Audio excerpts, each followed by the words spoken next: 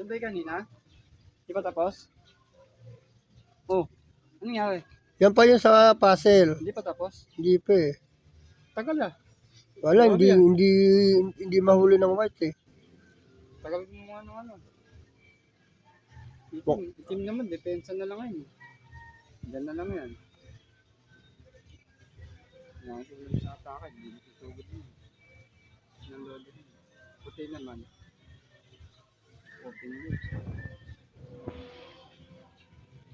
Kaya panlodi.